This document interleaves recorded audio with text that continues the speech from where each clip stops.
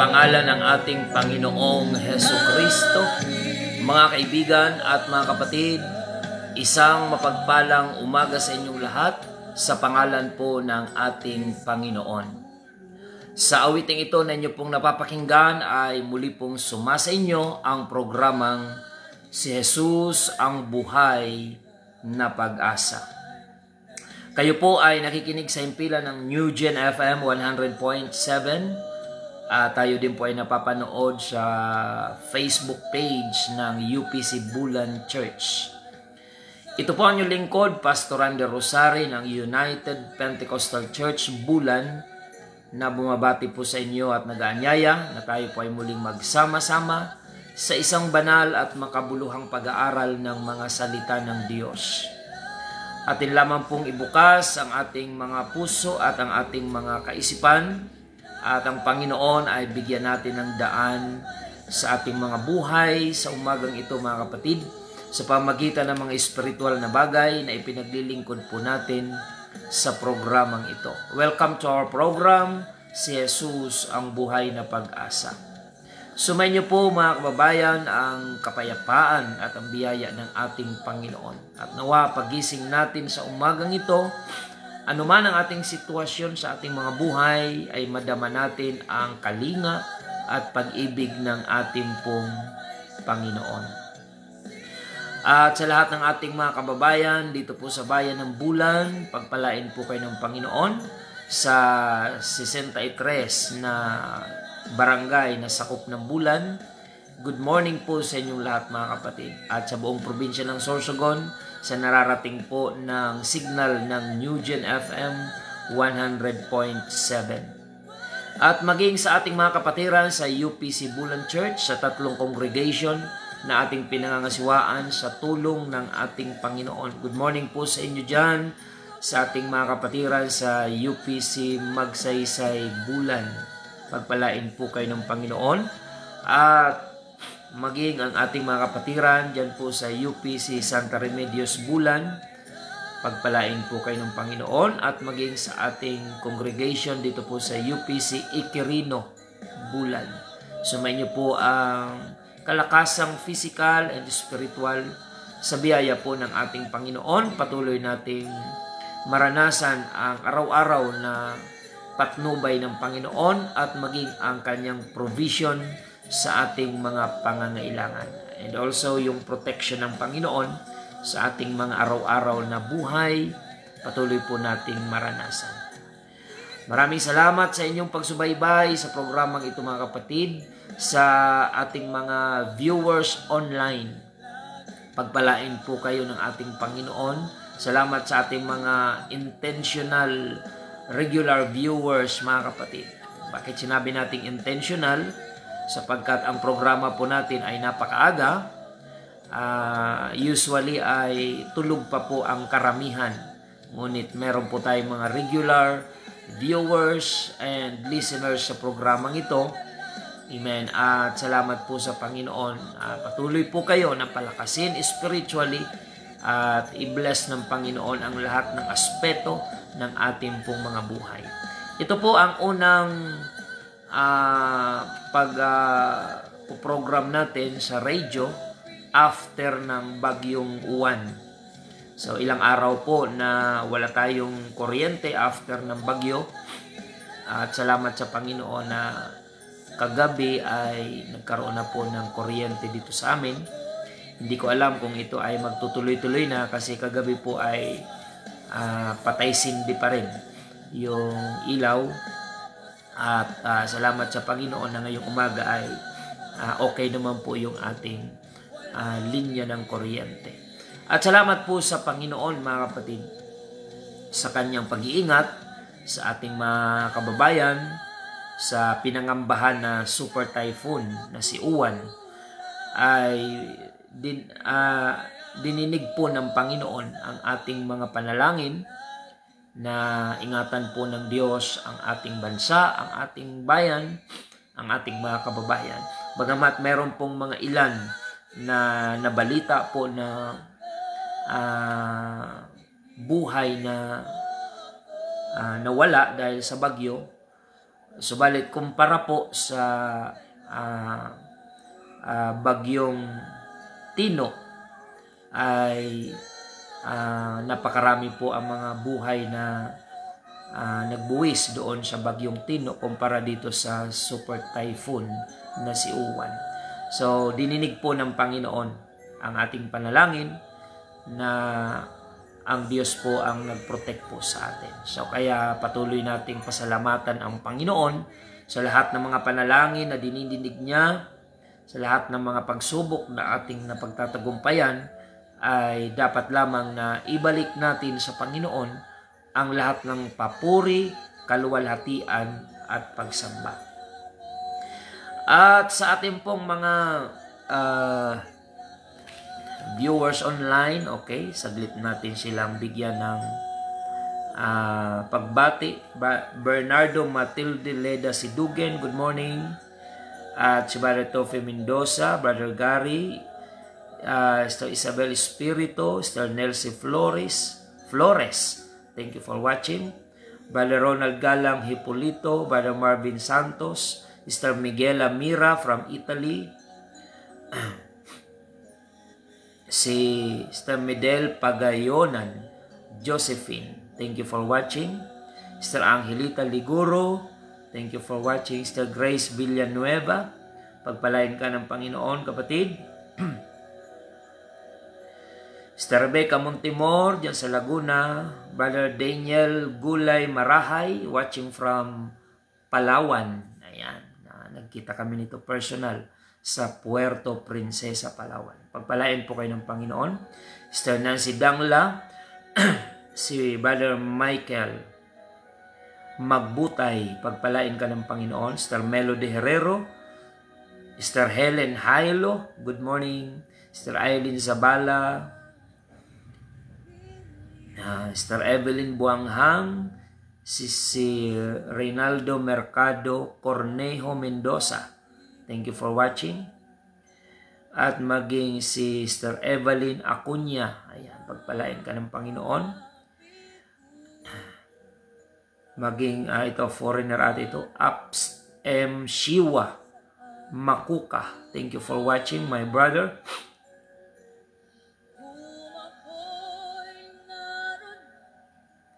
Sister Marilyn Wagas Ayok, thank you for watching. Si John Philip Salvador, thank you for watching. Si Sir Regalo Senior, ayan, pagpalain kayo ng ating Panginoon.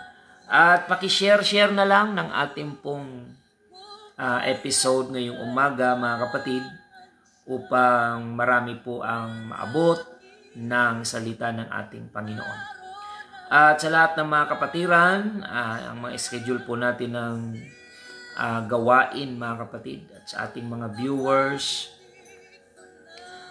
mga listeners sa radio, back to regular service po tayo this week.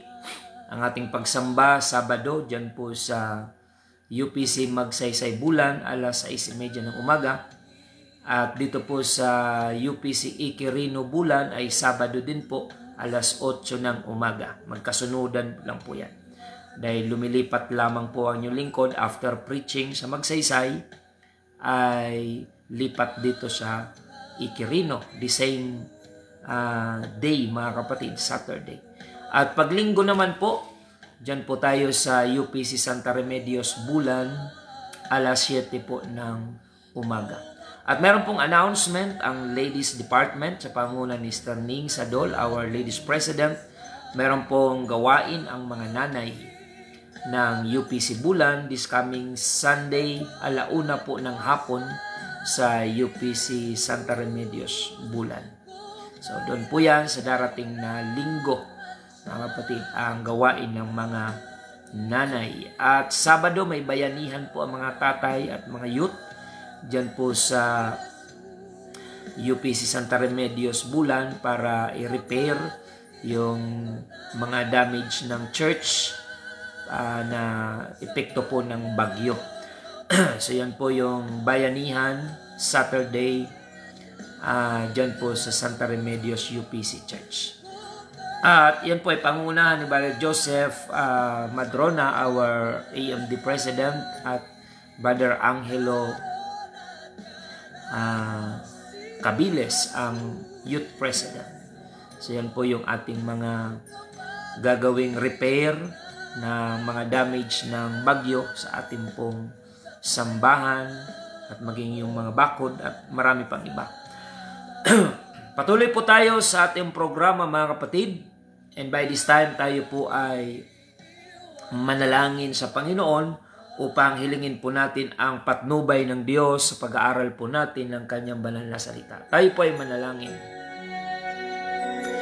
Panginoong Yesus, kami po ay nagpapasalamat sa umagang ito sa biyaya mo at pagpapala sa aming buhay kasama ng aming mga kababayan. Panginoon, salamat po sa pag-iingat mo sa aming mga kababayan at sa aming buhay, sa mga kapatiran, sa pinangambahang super typhoon nung nakaraang Sunday, Panginoon. Salamat sa pagdinig mo sa aming panalangin na ito ay hindi nagbigay ng mas matinding pinsala sa buhay at sa mga kabuhayan ng aming mga kababayan. At naniniwala kami, Panginoon, na walang ibang nag-protect sa amin kundi Ikaw. Ikaw ang Diyos na makapangyarihan sa lahat. At ikaw ang Diyos na dumidinig ng mga panalangin. Ngayong umaga, Panginoon, dinudulog po namin sa iyo ang aming mga kababayan na nasa pagdadalamhati pa rin, lalo na dyan sa Visayas area, na hanggang ngayon ay hindi pa sila totally recovered sa pinagdaanan sa bagyo. Patuloy mo silang tulungan, patuloy mo palakasin ang loob ng aming mga kababayan upang ma-inspire na lumaban sa mga challenges na kinakaharap nila sa buhay. At ganoon din, Panginoon, ang mga nawala ng mahal sa buhay. I-comfort mo po sila, Panginoon. At ipagkaloob sa kanila ang pag-asa na sa kabila ng mga pangyayaring ito, ikaw ay Diyos na nariyan at nananatiling nagmamahal sa aming pong mga buhay. Pagpalain mo po lahat ng aming mga viewers online and aming mga listeners on air. Patuloy mong ipagkaloob sa kanila ang kagalakan na tanggapin ang iyong banal na salita na ikatitibay ng kanilang pananampalataya. Dalangin din namin ang mga nasa banig ng karamdaman sa kasalukuyan. Sino man ang mga sumasabay sa panalangin ngayon na may mga taglay na sakit at karamdaman, Panginoon, ipagkaloob mo po sa kanila ang ibayong pananampalataya at pagtitiwala sa iyong kapangyarihan. At igawad mo po sa bawat isang may sakit at karamdaman ang katugunan, ang kagalingan, in the name of our Lord Jesus Christ. And by the power of your precious blood, Panginoon, cover mo ang aming mga kababayang may karamdaman na iyong banal na dugo. At sa pamagitan ng iyong mga latay na tinamo sa krus ng Kalbaryo, ay may kagalingan ang sinumang mananalig at sasampalataya sa iyo. Salamat po, Panginoon. Ito po ang aming samot dalangin. In the name of our Lord Jesus Christ, we pray. Amen and amen.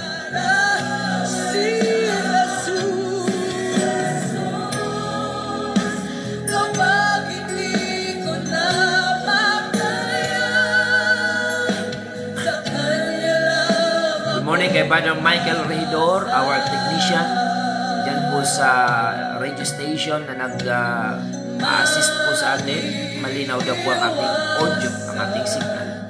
Thank you po. At sa pagkakataong ito, tayo po ay dadako na sa salita po ng ating Panginoon, mga kapatid. At buksan natin ang ating banal na kasulatan dito po sa aklat ng Matthew chapter 8 verse 23 hanggang 27. At pagpasok niya sa daong, sinundan siya ng kanyang mga alagad. At narito nagkaroon ng isang malaking unos sa dagat. Nanupat ang daong ay natatakpan ng mga alon. Datapwat siya ay natutulog. At nagsilapit sila sa kanya at siya ay ginising na sinasabi, Panginoon, iligtas mo kami. Tayo'y mga lilipol. At sinabi niya sa kanila, bakit kayo natatakot? Kayong mga kakaunti ang pananampalataya. Nang magkagayoy bumangon siya at sinaway ang mga hangin at ang dagat. At nagkaroon ng isang malaking katiwasayan. At nangagtaka ang mga tao na nagsasabi, anong tao ito? Na pati ng mga hangin at ng dagat ay nagsisitalima sa kanya. Pagpalain ng Panginoon ang kanyang banal na salita, mga kapatid, sa umagang ito.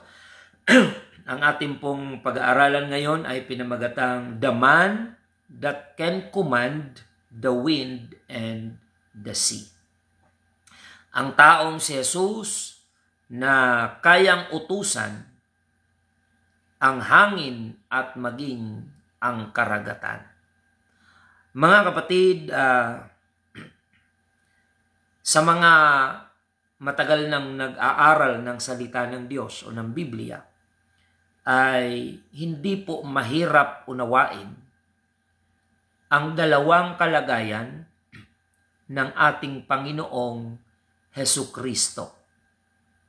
Kung nais po nating makumpleto ang pagkakilala natin kay Kristo, mahalagang tanggapin natin ang katotohanan na sinasabi ng Biblia na si Jesus Christ ay tinawag sa Biblia na tao at siya rin po ay tunay na Diyos. Meron siyang dual nature.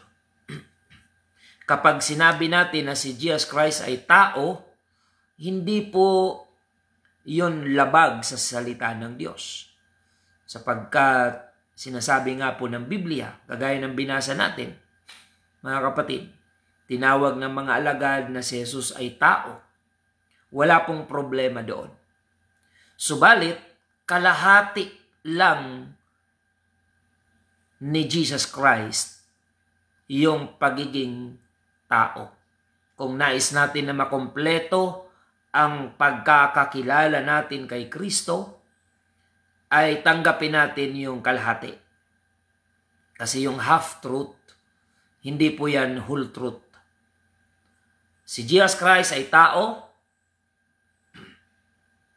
si Jesus Christ ay tunay na Diyos. Sa katunayan, sabi po ng Biblia, si Jesus ay hinubad niya ang kanyang pagka-Diyos at nakitulad sa mga tao.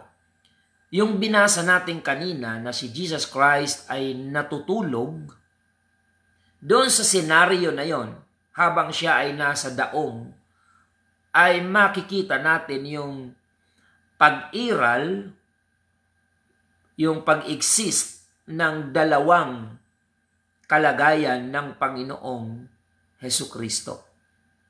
Una, yung siya po ay natulog. Ang tanong, natutulog po ba ang Diyos? Ang sagot ay hindi. Sabi nga sa banal na kasulatan, siya ay hindi iidlip. Mas malalim ang tulog kaysa sa idlip. Kung sinabi ng Biblia na ang Diyos ay hindi nga po iidlip, lalo na yung pagtulog. Kung si Jesus Christ ay natulog, bakit sinasabi natin na hindi natutulog ang Diyos? Dapat nating maintindihan na nung si Jesus Christ ay natulog, hindi po ang kanyang pagiging Diyos ang natulog, kundi ang kanyang kalagayan bilang tao lamang. Kagaya po natin, natutulog tayo. Ang ilan nga po sa ating mga kababayan sa napakaaga nating programa ay natutulog pa ngayon. Patunayan na sila ay mga tao na mayroong kapaguran na kailangang ipagpahinga.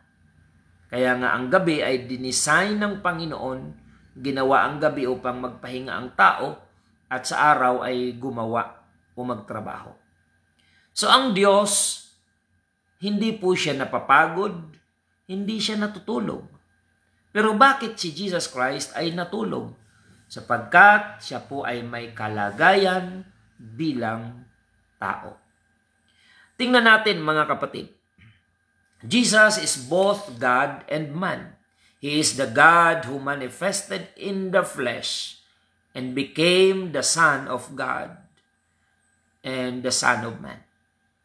In the book of Philippians chapter 2 verse 6 to 7, na siya, bagaman nasaan yung Diyos ay hindi ipinagkait ang pagiging kapantay ng Diyos, kundi bagkus hinubad niya ito at naganyong alipin na nakitulad sa mga tao. Yan, maliwanag po mga kapatid na si Jesus Christ, siya po ay Diyos, hinubad niya ang kanyang pagka-Diyos at nakitulad sa mga tao. So, ibig sabihin, mayroon siyang orihinal na kalagayan bago pa siya makitulad sa tao. Sabi ng Biblia, hinubad niya yung kanyang unang kalagayan. Ano yon? Yung kanyang pagka-Diyos. At nakitulad sa tao. So, ibig sabihin, hindi talaga siya tao lang. Kami po ay naniniwala na si Jesus Christ ay tao. Pero wag nating lalagyan ng lang o sasabihin tao lang. Kasi parang nililimitahan natin ang Panginoon. Pag Diyos ang pinag-uusapan, huwag natin lagyan ng lang. Pero pag tao, tao lang tayo. Dapat lang na lagyan ng lang. Pero si Jesus Christ, hindi po siya dapat tawagin na tao lang. Siya po ay tao kasi nagkatawang tao. At bukod sa kalagayan niya bilang tao, mayroon pa siyang ibang kalagayan. Mga kapatid, si Jesus Christ bilang tao, siya po ay natulog. Kaya nung sila ay nasa daong, mga kapatid, siya po ay natulog. At ito ngayon, habang siya ay natutulog, ay bumangon ang bagyo sa karagatan habang sila ay nasa gitna ng karagatan. At nung sila ay malapit ng malunod, ginising po siya ng mga alagad, Panginoon, iligtas mo kami. So ang Panginoon ay bumangon, at sa kanyang pagbangon, ang umiral ay ang pagiging Diyos niya. Kasi wala pong sino mang tao na may kakayahang utusan ang dagat, ang hangin, ang alon. Ginawa ito ni Jesus Christ hindi bilang tao, kundi siya bilang Diyos, mga kapatid. He can command the wind, the wave, and the ocean upang tumahimik, kumalma. At nakita ng mga alagad yung ginawa ni Jesus Christ. Inutusan niya ang dagat na tumahimik, inutusan niya ang hangin na tumahimik, at nagkaroon ng katiwasayan. Nung makita ito ng mga alagad, tandaan po natin, na sa panahon na yon ay hindi pa lubos na kilala ng mga alagad kung sino talaga ang Panginoong Hesukristo. Marami nga ang nagsasabi na siya ay anak lang ni Maria at ni Jose. Mga kapatid, ngunit sa puntong ito, grabe yung kanilang pagtataka. Sino itong taong ito na kaya niyang utusan ang dagat, ang hangin, at ang alon, at sumusunod sa kanya? Tayo bilang mga tao lamang, siguro kahit anong utos mong gawin, mga kapatid, kaya nga nung paparating ang super typhoon na si Uwan, ang ginawa natin ay tumawag tayo sa Panginoon, nanalangin, at tumawag sa Diyos. Bakit? Kasi hindi naman natin kayang utusan ang bagyo kung tayo lang bilang mga tao. Pero kayang gawin ng Panginoon. Yung ating panalangin, mga kapatid, ay dalhin ng Panginoon sa kalawakan. Kung ito mang malakas na bagyo ay hindi niya pipigilan, Panginoon, dalhin mo ito sa kalawakan o sa mga lugar na walang gaanong mapinsala. At dininig po ba tayo ng Panginoon? Yes. Inobserbahan ko po yung takbo ng hangin nung bumabagyo. Kasi kami dito, mga kapatid, ay nakapaligid sa amin ay napakatataas na puno ng niyog at mga puno ng kahoy. Kaya hindi gaanong mainit dito. So, nakapaligid sa amin ay matataas na puno, may mabababa na puno, at mayroon namang napakatataas na puno. So, as I observe, mga kapatid, bibihirang bumaba yung malakas na hangin. Wala nga pong nabali na mga sanga ng mangga, ultimong papaya at saging. Mga kapatid, dito sa paligid namin ay hindi naman nabuwal. Unlike before, mga nagdaang bagyo, ay talagang wala kang makitang natirang nakatayong saging. Lahat yan ay tiklop, mga kapatid. Pero nung inoobserbahan ko po yung super typhoon, ang napakalakas pong hangin ay nasa taas. Mga kapatid, makikita mo yan sa reaction ng mga punong nyug na napakatataas, ng mga mga matatanda na mga centennial na yung tanda ng mga puno ng nyog sa paligid po namin. Kitang-kita mo kung paano binabayo na halos matiklop na yung mga matataas na puno. Subalit doon sa mababa, mga kapatid, yung mga mangga, yung mga tanim namin dito sa paligid, ay hindi po gumagalaw masyado. So ibig sabihin, hindi ng Diyos pinapahintulot na sumayad sa lupa yung malalakas na hangin. Doon lang sa itaas at maririnig mo yung sumisipol na tunog ng hangin, mga kapatid. Na yun po ako'y naniniwala na sagot ng Diyos sa panalangin nating lahat. Na kung ito mang bagyo ay hindi niya pipigilang dadaan sa ating bansa. Dinala ng Panginoon ang hangin doon sa kataasan na wala naman doong mapipinsala na kung sino man, mga kapatid at mga kabuhayan. So, ang Panginoon, He is in control of everything, na kahit tayo ay nasa panganib, ang kailangan natin ay tumawag sa Panginoon, mga kapatid.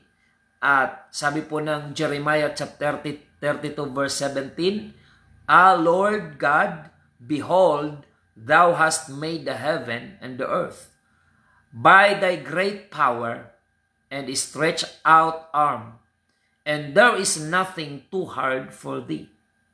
O Panginoong Diyos, narito iyong ginawa ang langit at ang lupa sa pamamagitan ng iyong dakilang kapangyarihan at ng iyong unat na bisig. Walang anumang bagay na totoong mahirap para sa iyo. Ayan.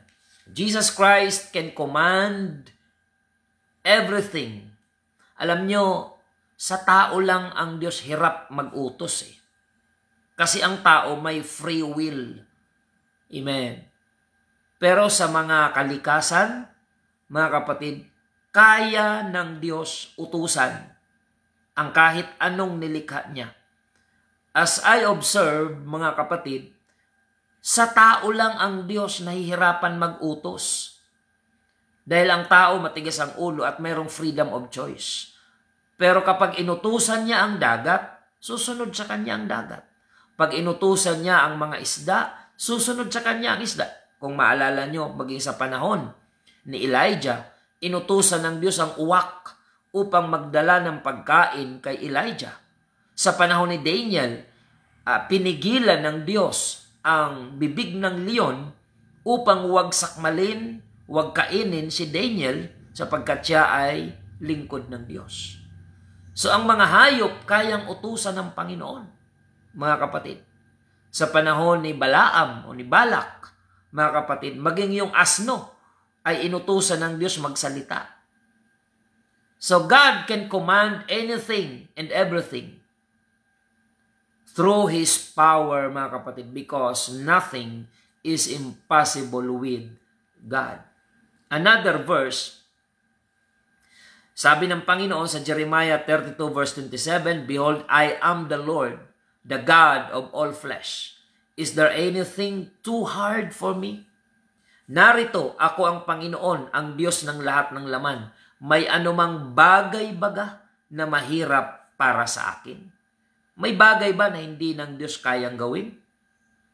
Lahat ng mga imposibleng bagay na ang resulta ay pabor sa tao at sa mga nananalig sa Kanya, kaya ng Diyos gawin. Kung mayroon mang binanggit sa Biblia na imposibleng gawin ng Diyos, ito po ay ang magsinungaling. Because it is impossible for God to lie. Hindi niya ito gagawin, yung magsinungaling. Yun lang ang alam ko na hindi kaya ng Diyos gawin, mga kapatid. Pero yung mga bagay na pabor sa tao, mga kapatid, yung mga bagay na ang benepisyo ay sa tao, sabi ng Biblia, nothing is impossible with God. So kaya sa panahon ng mga panganib, ang i-establish natin ay hindi yung pangamba, hindi yung pagdududa o pag-aalinlangan, kundi yung pananalig at pagtitiwala sa ating pong Panginoon. Hindi tayo dapat manalig sa tibay ng ating mga bahay. Kung ikaw man ay may magandang bahay, may magandang pundasyon ng bahay, salamat sa Diyos. Pero ano po ang sabi ng Panginoon? Dito po sa Psalms chapter 127 verse 1, except the Lord build the house, they labor in vain that build it. Except the Lord keep the city, the watchman waketh but in vain. Malibang ang Panginoon ang magtayo ng bahay, walang kabuluhan ang pinagpapagalan ng nangagtatayo niyaon. Ayan. Nakita naman natin yan nung lindol, mga kapatid, nung bagyo. Ilang magagandang bahay dyan sa Visayas area na nung lumindol ay nagiba.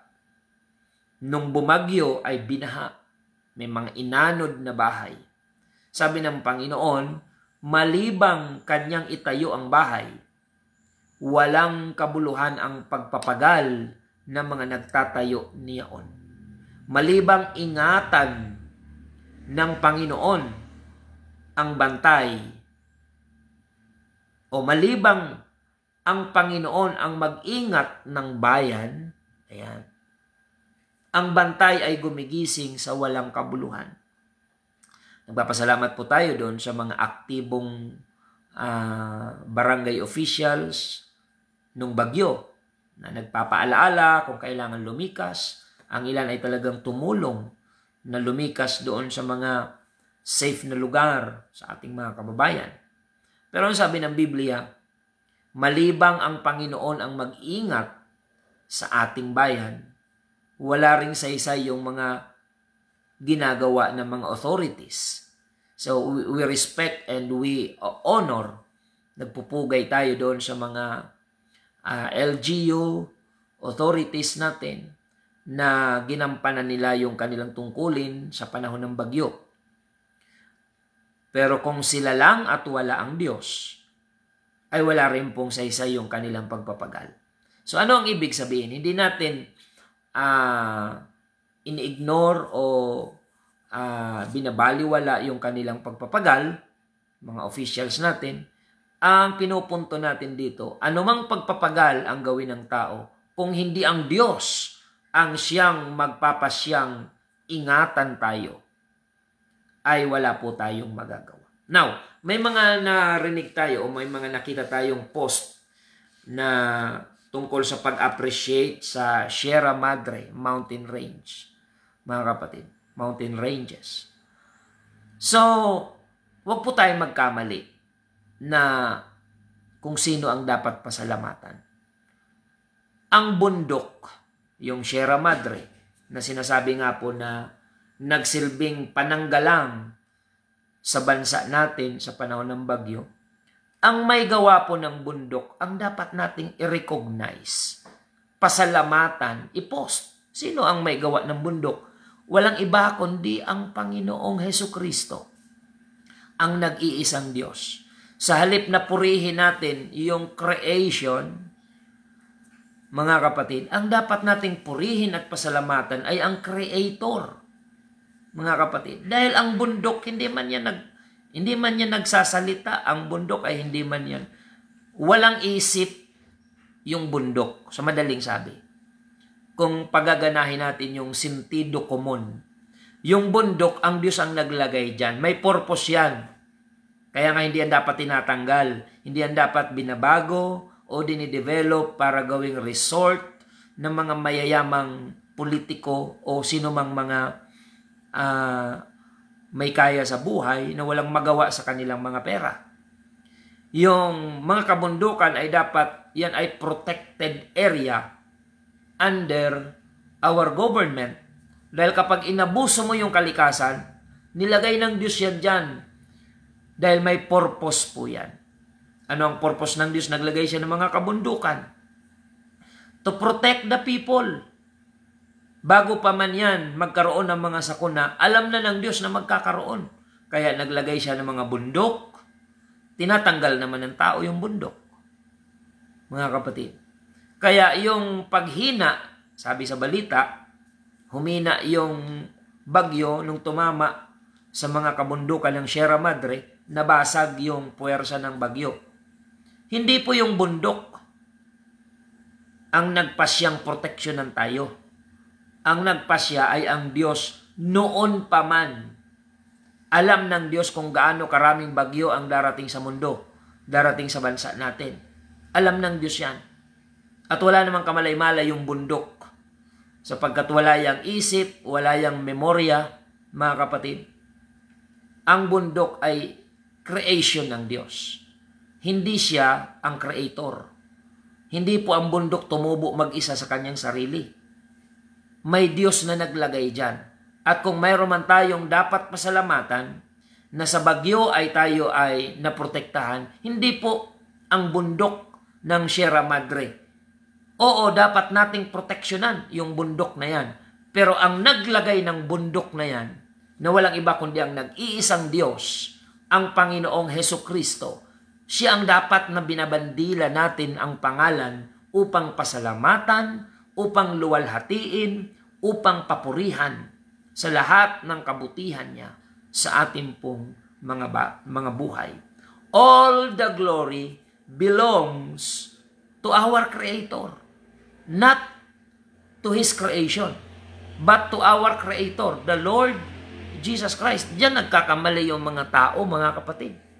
Papasalamatan si Maria. Hindi naman si Maria. Hindi si San Pedro. Hindi ang mga santo na tinawag ninyo kung sino-sino ang nagligtas sa atin sa bagyo. Si Jesus Christ. Bakit ba gusto nating paghati-hatian yung kaluwalhatian na dapat ay sa Diyos lamang? Mga kapatid, ang Panginoong Hesukristo lamang. All the glory belongs to Him alone. Hindi pwedeng kukuha tayo ng kaluwalhatian, ilalagay natin sa kung kanino, kung sino at kung saan. Sa Diyos lang ang lahat ng papuri, lahat ng kaluwalhatian. Amen. So kung iingatan pa ng ating mga kababayan yung bundok ng Sierra Madre, kasi ang tao lang naman ang sumisira dyan eh. Kung hindi man yan makakagawa ng depensa sa mga bagyo upang protektahan ang mga tao, kasalanan din yan ng tao. Yung mga illegal logging, illegal mining, quarrying, lahat-lahat. Mga kapatid, sinong yumayaman dyan? Mga politiko. O di kaya may mga connection sa politiko. Lahat ng quarry, lahat ng illegal logging, mga kapatid, dyan sa mga kabundukan. Kung hindi man yan makapag-depensa balang araw sa mga tao laban sa bagyo, it is because kasalanan din yan ng tao. Pero kung ang Diyos ang tatanungin, alam ng Diyos na kakailanganin natin ang bundok na yan. Dahil alam ng Diyos kung ilang bagyo ang tatama sa ating bansa bago palikhain ang ating bansa. So God is an omniscient God. He is all-knowing God. Alam ng Diyos ang lahat ng bagay. Alam niya ang nakaraan, alam niya ang kasalukuyan, alam niya ang darating. Kaya bago mag-end ang sanlibutan, alam ng Diyos kung ilang bagyo pa ang tatama sa ating bansa. Sa kanyang tinatawag na foreknowledge of God, yung advance na kaalaman ng Panginoon, alam niya. So hindi po si Sierra Madre na bundok ang nagligtas sa atin, sa ating bansa, o lalo na sa Luzon area. Ang nagligtas sa atin ay ang Panginoong Hesukristo. Bakit ba hirap na hirap tayo mga Pilipino na ibigay sa Panginoong Hesukristo ang kaluwalhatian, mga kapatid? Huwag nating hatiin yung kaluwalhatian na dapat ay kay Kristo at ibigay natin sa kung sino at kung kanino at kung ano. Mga kapatid, ang kaluwalhatian ay ibigay natin sa ating pong Panginoong Hesukristo. Kung sinasabi ng balita na parang dalawa lang ang nasawi, hindi tayo natutuwa doon sa dalawang nasawi, mga kapatid. Subalit kung ikukumpara natin doon sa nangyari sa Cebu, ay napakatindi mga kapatid yung dinanas ng ating mga kababayan. So kung tayo man ay naging safe sa dumaang super typhoon, hindi dahil kay Maria, kay San Jose, hindi dahil kay San Pedro o kung sinong santo na tinawag ng mga tao. Ang nagligtas sa atin ay ang Panginoong Hesukristo lamang at wala ng iba. The name that is above every name. His name is Jesus Christ. Now, ano po ang kondisyon ng Panginoon? Ituloy natin ito bukas. Ang oras pala natin ay tapos na, mga kapatid. So yun po, ipagpapatuloy natin ito bukas. So yan po yung sinasabi ng Biblia, malibang ang Panginoon ang mag-ingat ng bayan, ang bantay ay gumigising sa walang kabuluhan. So walang magagawa yung mga announcement, yung mga babala, wala pong magagawa yan kung hindi talaga ang Diyos ang siyang mag-iingat sa atin. So salamat doon sa mga authorities na ginampanan nila yung kanilang tungkulin. Saludo po kami sa inyo. Pero ang kaluwalhatian tungkol sa pag-iingat sa ating buhay ay hindi natin sa tao ibibigay. Kay Kristo natin ibibigay. Siya ang nag-iisang Diyos na nagkatawang tao upang tayo ay abutin at inalay niya ang kanyang buhay sa krus ng Kalbaryo upang tayo tubusin. Siya rin ang nag-iingat sa atin sa lahat ng mga panganib sa araw-araw. At nung nagdaang bagyo, ang Panginoong Hesukristo ang nag-ingat sa atin. Kaya kung mayroon man akong nirerekomenda at paulit-ulit na sasabihin sa inyo, wala tayong ibang dapat pasalamatan kundi ang pangalan ng nag-iisang Diyos, ang Panginoong Hesukristo. Purihin ang Panginoon, mga kapatid. Salamat po sa inyong patuloy na pagsubaybay at nawa ay pinagpala po tayo ng ating Panginoon. All the glory belongs to His name, Jesus Christ.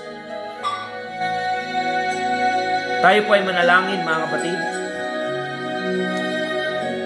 Panginoong Jesus, maraming salamat po sa paalaala mo sa amin. Lahat ng mga pabor na binibigay mo sa amin sa panahon ng sakuna, kalamidad, panganib, hindi namin dapat ibigay ang kredito sa kung kanino man maliban sa pangalan mo, Panginoong Hesukristo. Panginoon, salamat. Naglagay ka ng mga bundok sa tamang lugar upang magsilbing depensa namin sa mga sakuna, sa mga bagyo. Ngunit ang mga kabundukan na yan ay unti-unti nang nasisira. Intentionally sinisira ng mga tao. Nariyan yung mga korap na nanunungkulan sa pamahalaan na sila ang may authority to protect those mountains. Ngunit ngayon ay unti-unting nasisira. Panginoon, alam namin na kapag nilabag namin ang iyong layunin, kung bakit may mga kabundukan, kapatagan, karagatan, kami rin ang magiging kawawa. Bigyan mo po ng wisdom, patuloy na karunungan, paalaala ang aming mga nasa pamahalaang nanunungkulan na sila yung may authority na ingatan ang kalikasan, maging ang mga karagatan na paliit ng paliit dahil tinatakpan ng mga kalupaan, na sa panahon ng sakuna ay bumabalik yung tubig na walang mapuntahan. Lahat ng mga pag-aabuso sa kalikasan, nawa bigyan mo po ng wisdom and reminder ang aming mga nasa pamahalaan na yung napakagandang nature na binigay mo sa amin ay aming maingatan upang sila rin ay gagamitin mo upang ingatan kami in return sa mga paparating na mga sakuna, bagyo at unos sa amin. Salamat, Panginoon, sa paalaalang ito. Ang lahat ng kaluwalhatian sa iyo lamang namin binibigay. In the name of Jesus Christ, we pray. Thank you, Lord. Amen. In Jesus' name, amen and amen.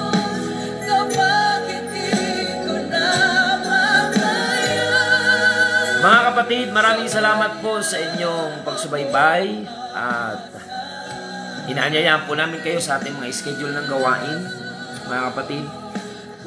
Sabado, alas 6:30 ng umaga, dyan po ang ating pagsamba sa UPC Magsaysay Bulan. At Sabado pa rin, alas 8 naman ng umaga, dito po sa UPC Iquirino Bulan. Dalawang simba natin na Sabado ng umaga. At pag-araw ng linggo, ang ating pagsamba ay dyan po sa UPC Santa Remedios Bulan, alas 7 ng umaga. Pagpalain po kayo ng Panginoon, and see you again tomorrow, same page, same station ng New Gen FM. Maraming salamat po. Ito po ang inyong lingkod, Pastor Randy Rosare ng United Pentecostal Church Bulan, na nagpapasalamat sa inyong pagsubaybay. Pagpalain kayo ng Panginoon at lagi nating tandaan na tanging si Jesus lamang po ang ating buhay na pag-asa.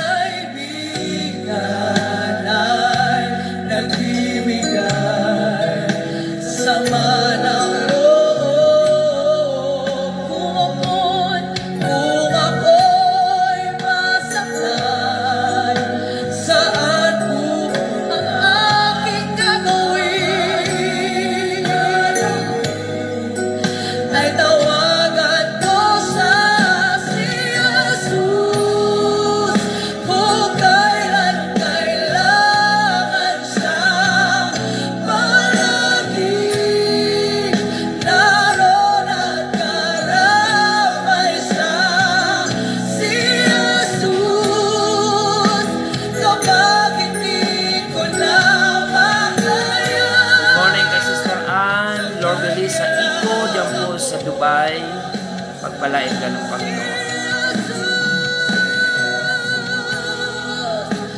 Paki-share na lang po mga kapatid. Pastor Joel Tinoco, thank you for watching. Sister Meme Lucky, thank you. Paki-share na lang po. Pagpalain kayong lahat ng Panginoon.